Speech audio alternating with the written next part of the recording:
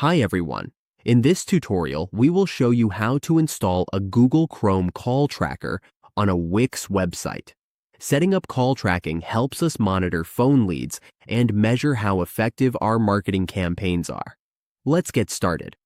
First, open your browser. Once the browser is open, go to wix.com. After reaching the main page, go to the lower left part of the page. Here, we can see settings. Click on this.